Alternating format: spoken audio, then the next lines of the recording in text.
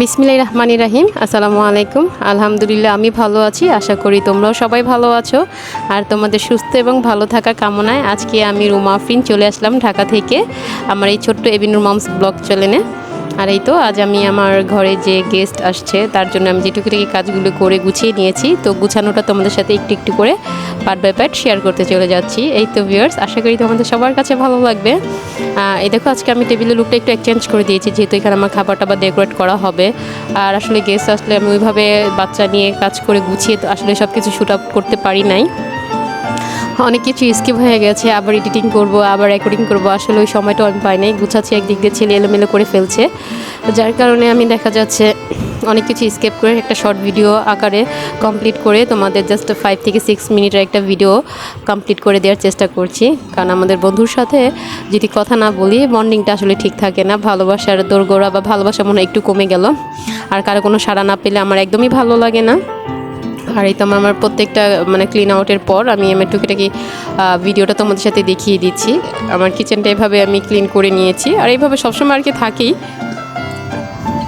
আসলে আমি তেমন কিছু করিনি, কারণ গেস্টটা তোমার হুটহাট করেই চলে আসছে। জাস্ট শুধু চেঞ্জ করার মধ্যেই আমি আমার এই রুমের বেডটা একটু চেঞ্জ করি, যেহেতু এই বেডটা একটু একদম পুরনো হয়ে গেছে। তাই এই বেডের ওপরেই আমি একটু অন্যরকম একটা বেড বিছিয়ে রেখে দিলাম কিছুক্ষণের জন্য, ওরা আসবে। আর এই তো যা ছিল সব কিছুকে একটু গুছগাছ করে নিয়েছি। আসলে তেমন কিছুই করি নাই, কারণ ঘরটা আমার আগেই গোছানো থাকে। আর আমি সবসময় বলি এলোমেলো ঘর থাকলে কিন্তু দেখবা গেস্ট কিন্তু চলে আসে, তাই টুকিটাকি গুছিয়ে রাখলে দেখা যায় কষ্ট বা পরিশ্রমটা আসলে অনেক কম হয়। এটা আমি এখন নিজেও বুঝি। যাই হোক বন্ধুরা, তোমরা যারা যারা আমার ভিডিও দেখছো, আশা করি তোমাদের কোনো না কোনো অংশ ভালো লাগবে।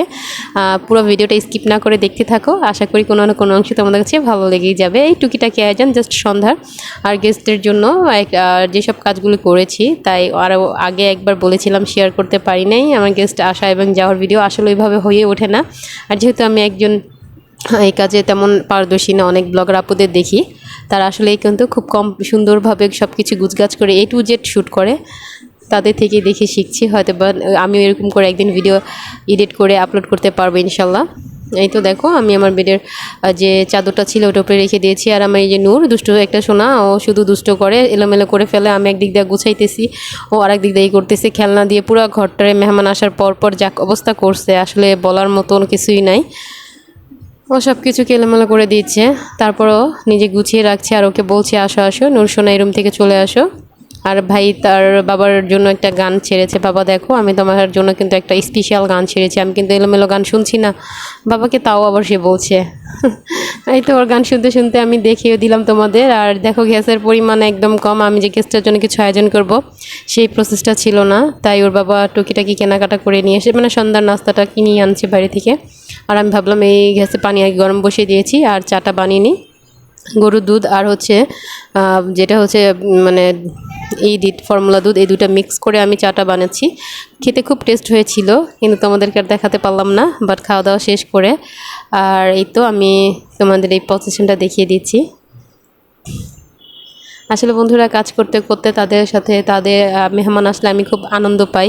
আর তাদের কখনো কি দিব না দিব সেই প্রসেসটাই থাকি, কিন্তু আসলে আমি খুব ক্লান্ত হয়ে গেছি। কথা যে বলবো মনে হচ্ছে আমার কথা বলার মতো আর কি কোনো নাই, কারণ চেষ্টা করি সে যেন খুশি থাকে। কারণ সে যদি আমার উপর আপসেট দেখে আমি আপসেট আসছি বা সে আপসেট আসছে, তাহলে কিন্তু ভালো লাগবে না। মেহমানদের দায়িত্বটা আর কি পালন করা হয় না পারফেক্টলি, আর রেসপন্সিবিলিটিটা কিন্তু আমার নিজেরই থাকবে। কারণ একজন আসছে, তাকে আমি ঠিকঠাকভাবে আপ্যায়ন করতে পারছি, তাকে খুশি করতে পারছি, তাকে আবার আসার আমন্ত্রণ জানাবো, এই সব কিছু মিলে আলহামদুলিল্লাহ অলওয়েজ চেষ্টা করে থাকি যেন সব কিছু গুছগাছ করে তাদের কাছে করে দিতে পারি। দেখো কিছু কিছু ভিডিও করেছি, অথচ দেখা যাচ্ছে আমি ভিডিওটা অন না করেই আমি ভিডিও করে ফেলেছি, অথচ আমার সব কিছু গুছগাছ হয়ে গেছে। এখানে ইম্পর্টেন্ট ভিডিওটাই আর কি স্কিপ হয়ে গেছে। আমি বোকার মতো হাসছি অনেকক্ষণ যাবত যে আসলে আমি কি ভিডিও করলাম, যে ভিডিওটা আসলে রেকর্ডিংই হয় নাই।